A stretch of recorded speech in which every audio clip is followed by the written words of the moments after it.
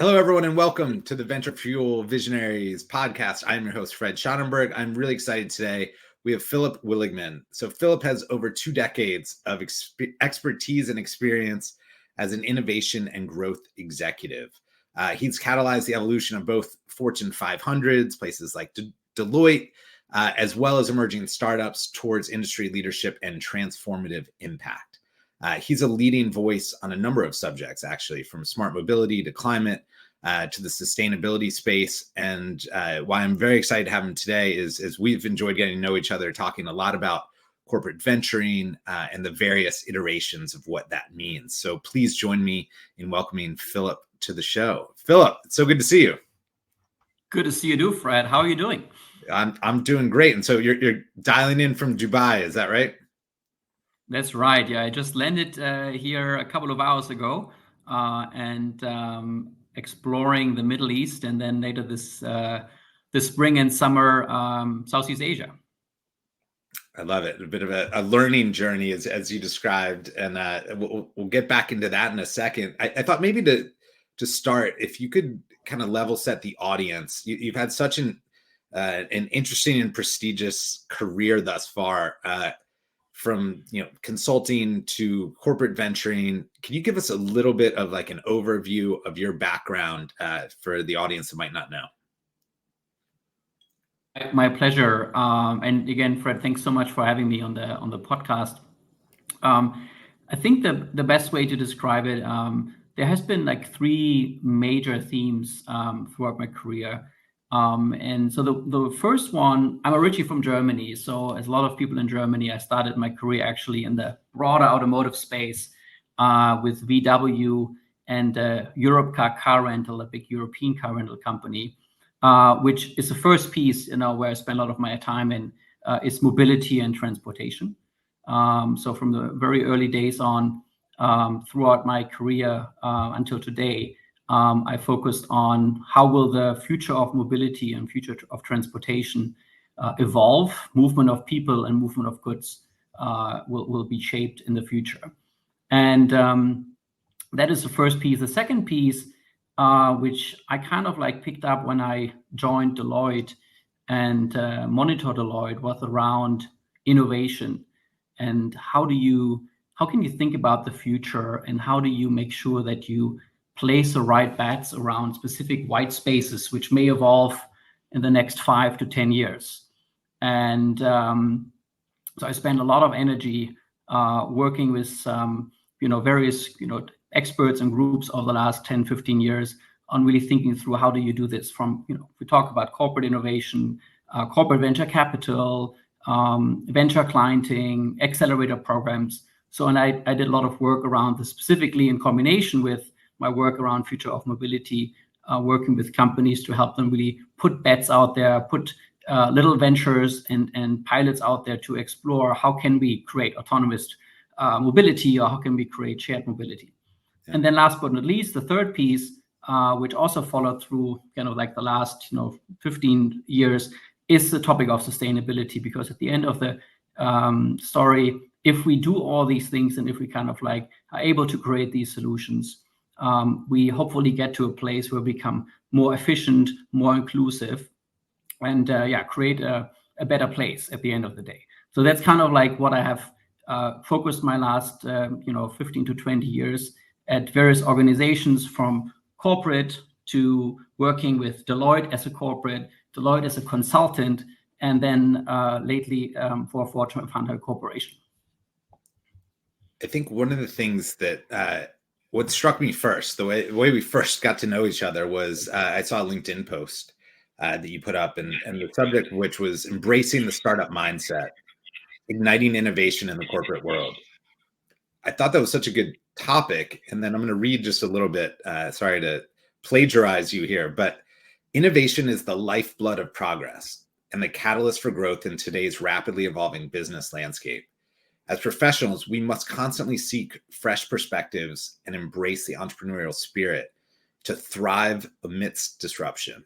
I thought it was just very well written.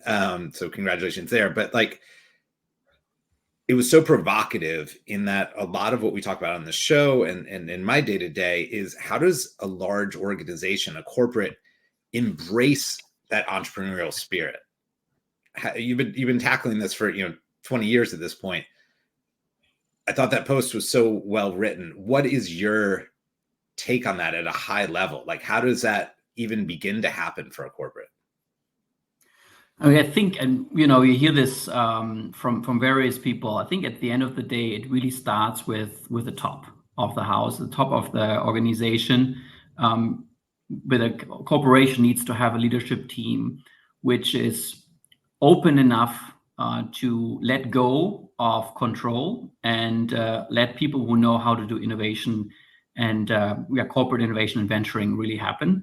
Because the reality is, it's not something you can measure every quarter. You cannot measure it on a yearly basis.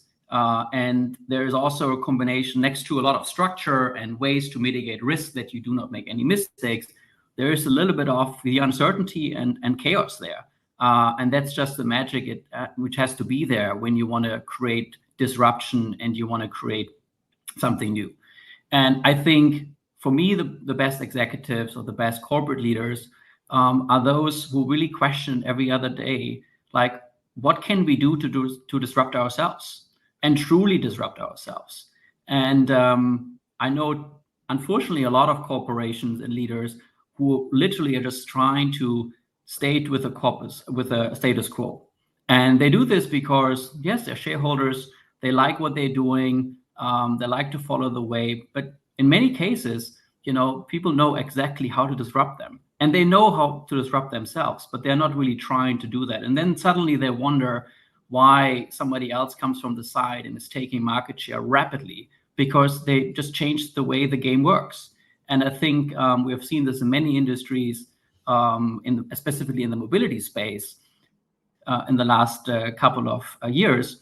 But if corporate leaders would just be a bit more open to letting new things happen, I think a lot of corporations have much more gravitas and success in innovating and disrupting themselves than they would imagine. I think something you said there is crazy interesting, right? Is that a lot of the corporations know how to disrupt themselves, or they see it, whether early or late, coming. But it's hard, right? They're looking at the status quo or their next quarterly reports, their annual goals, right? They're not incentivized to break the machine that pays all the bills. What have you learned from advising people and for setting these up that you would that could help, like, a leader at one of these large organizations think through this? Because what I found is very early on, they nod their head when you say the words you just said, right? You have to be open to this. It's not going to be a quarterly thing. It's not even going to be an annual thing. And they nod their heads until there's pressure on the bottom line or what have you, in which case they retrench back. And I mean, some go the other direction too, but just curious, as you've done this for a number of cycles and turns at different places, what have you learned from setting these types of programs up, and how would you advise people in the early stages of this? I mean, I've probably learned a lot, battle scars from also programs which didn't work out. But that's the way, we learn. But, I would advise a team, when you're really serious about innovation and serious about corporate venture capital, to really make sure that you separate the units, you separate the specific group out of, your day-to-day. I've seen a lot of executives who said, oh, yes, we have an innovation program. And it becomes kind of like the special program for the CEO. And the CEO wants to put extra attention on it and puts the CFO on the calls of all the different programs, and is trying to, use the traditional toolkits to essentially measure something which should be truly not traditional. And that is creating a lot of disruption. So what I've seen being successful is really creating separation and creating an innovation group or venture group, which has a board, which is not the typically executive team, may have even external advisors on the board who really understand what it means to drive technological disruption, and have a separate budget and have a separate, KPI and performance measurement system, which is really supporting that innovation and venture unit. And I've seen, great success when companies do that, and unfortunately, not so much success when people are trying to run it the same way than the day-to-day business runs. And then one quarter isn't good, and then immediately the question comes, okay, where do we cut cost? Oh, there's the innovation budget. We need to reduce the innovation budget. And suddenly all projects are on hold, or the critical project manager doesn't get hired to kind of start the next phase of the partnership between a corporate and a venture. And then there's nothing to show for. And that's, I think, a bit of the dilemma a lot of corporate leaders are facing. Yeah, 100%. I think, one of the more amusing moments I've had recently was you and I stuck in traffic after watching Messi play soccer in Miami. And we got on this, a classic traffic jam conversation, right, where we just started talking about KPIs, right? And how do you, at a large organization, obviously using the same toolkit isn't what they should be doing, but they need some proof, right, that this is adding value, whether that is insights, whether that is expertise back to the core. Could you give an example of a program, a partnership, a startup, or something that points to that points to a success, a reason for doing something like this? I mean, I think first off, you do have to have a clear agenda to decide why you are doing corporate innovation, and corporate venture capital. And I think on the one hand side, there is a big benefit of just generating insights, right? Really just learning. I've recently worked for a big corporate who hasn't received a lot of investments for a long time before they spun out. And there was a lot of lack of insights in certain areas. And just kind of like by talking, starting to interact with the venture space, it created a ton of value in a very, very short moment to make strategic decisions. So I wouldn't underestimate that. But nevertheless, at the end of the day, everything has to be a mix of KPIs, right? You need to have like strategic insights. You need to have kind of financial returns. It's not always, when we talk about corporate innovation, corporate venture capital, it's not also always about making an investment in a startup, right? And I think there's also like, creating strong partnerships. And, I've worked with partnerships between ventures and corporations where it is just about, how can you simplify specific processes which haven't been looked at for like decades by taking out, hardware solutions which you don't need, for example, and you can replace it by computer vision technology, and therefore, reducing the cost of the hardware, completely changing the value model you can bring to your customers at the end of the day, and moving from a hardware sales model to a recurring service model and a SaaS model, which obviously changes the way the business works, but in the long run makes it even more attractive, interesting for shareholders, because you have recurring revenues and much more data and insight. So that's one example. Yeah. I can think of, but there's of course plenty I can point to in my past decades. How does this type of work, right, a corporate looking outside of their four walls, one of the things we talk about a lot is the not invented here syndrome, right? It's never as good as if our engineers or our internal team comes up with these things.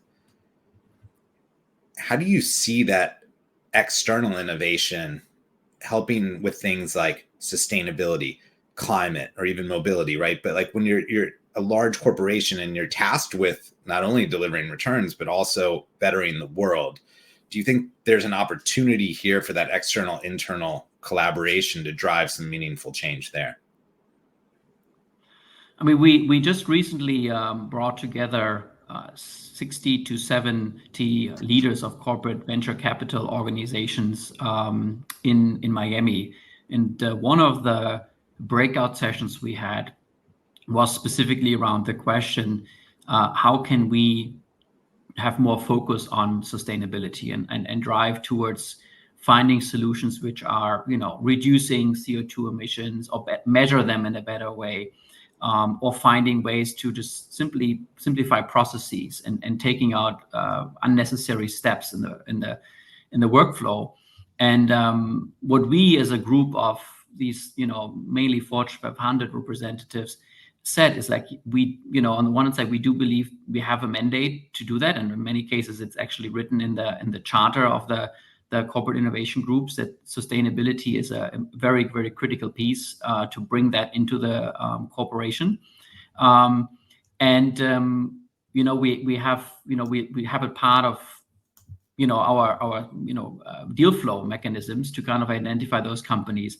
And what we've discussed was a bit of the challenge was that in some cases, the returns of climate tech focused companies or like specific solutions may have a slightly different profile, or it may take a bit more convincing of the business to integrate those into the process. So there was an interesting dynamic in the discussions about like how much we can push and how much we can pull.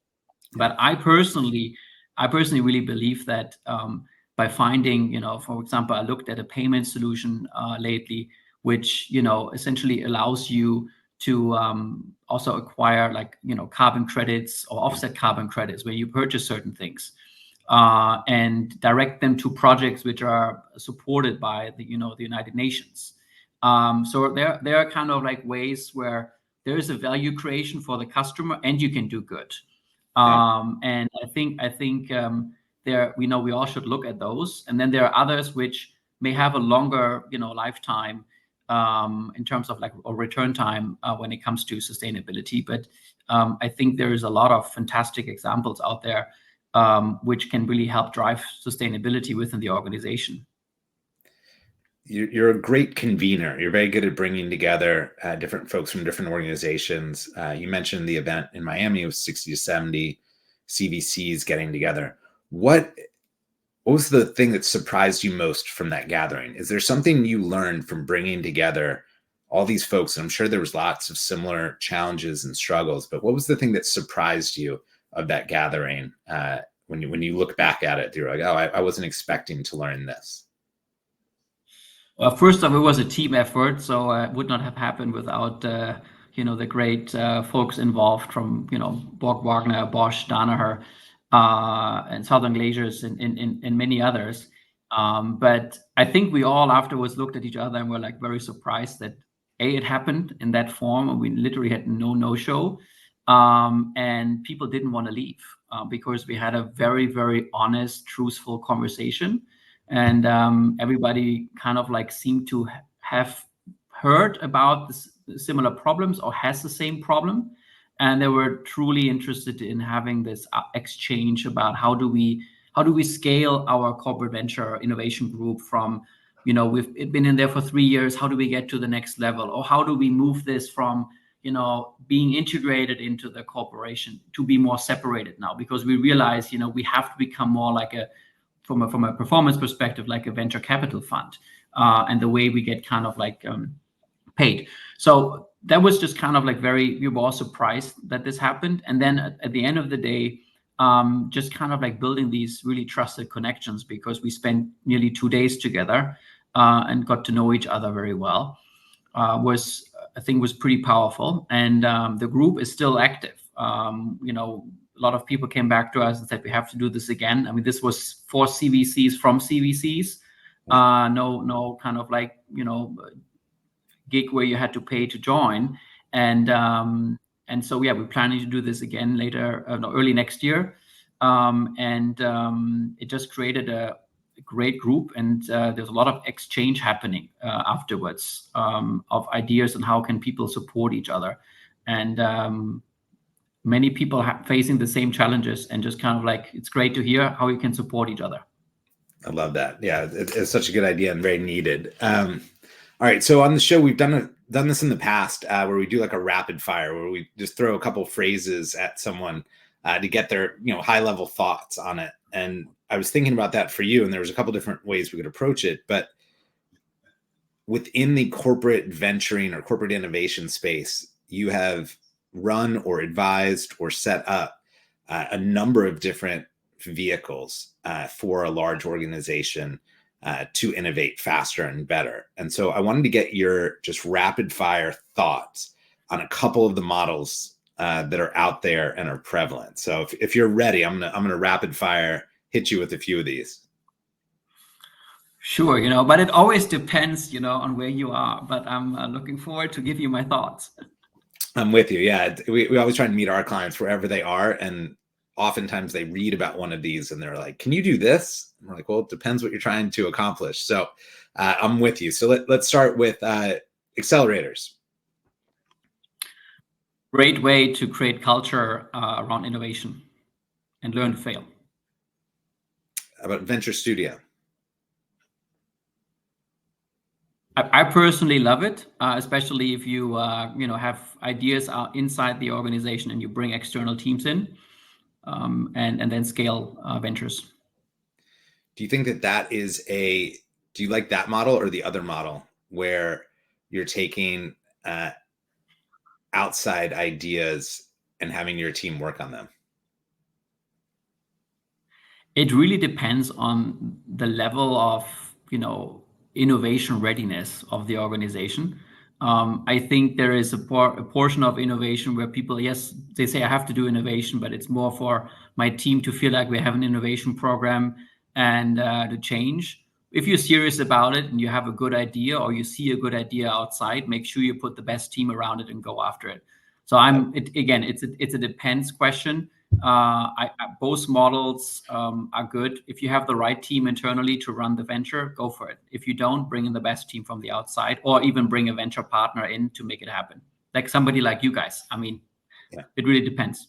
Love it. Corporate venture capital.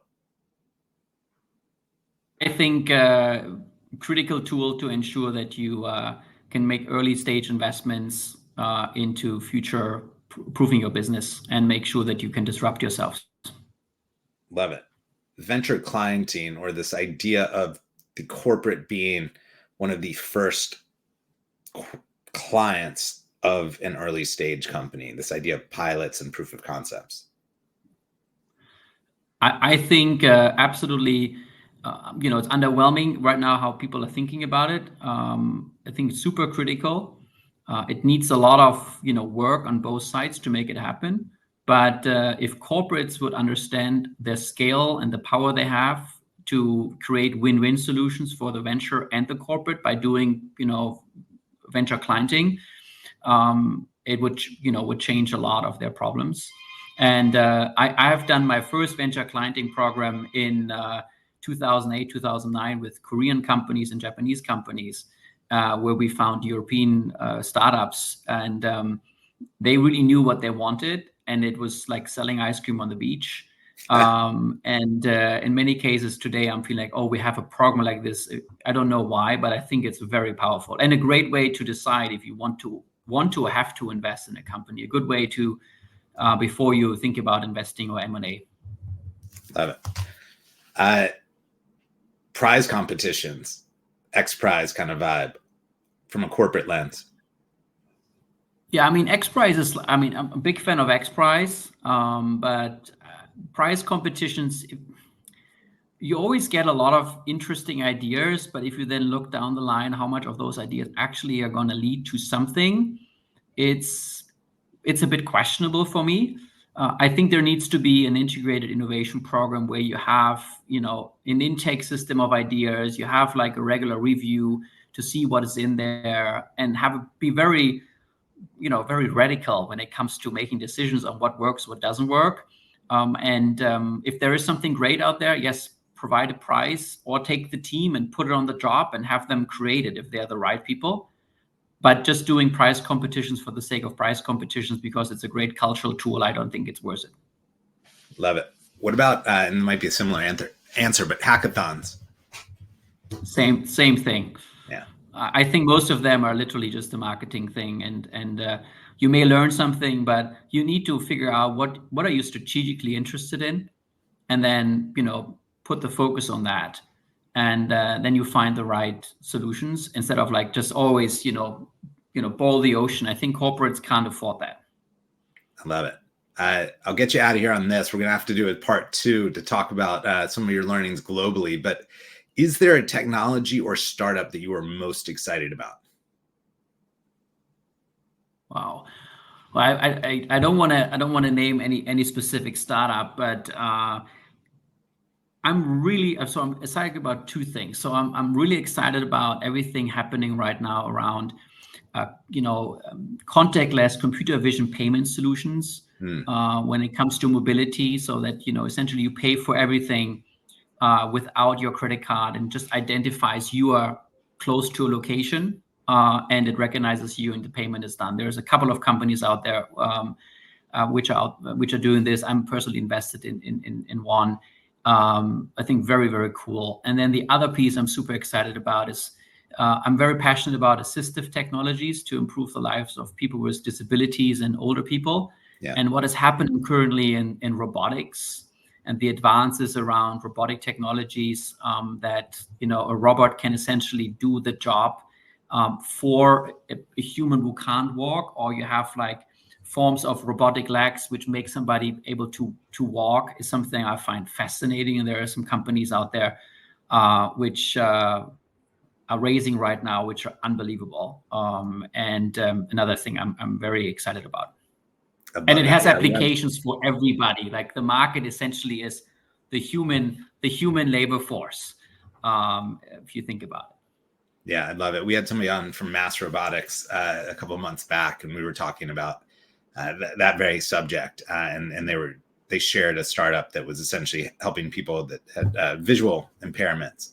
And it was just such a natural idea. And they were using robotics essentially to help people get around. And it has so many applications beyond that, right? As you said. So we'll definitely do part 2 of this. Where can our listeners learn more about your initiatives, your investments, everything you're doing? Where would you like to direct people to go? Well, maybe you can come to my LinkedIn page and connect with me there. Just LinkedIn Philipp Willigmann, or can also find me on my website, u-path.com. But LinkedIn is the easiest way. All right, perfect. We'll put that in the show notes. And Philipp, safe travels. I can't wait to re-loop once you make it around the world here. We'll catch you back on the flip side. Sounds great. Thank you so much, Fred. Really appreciate the time, and it's been an honor to be part of the group.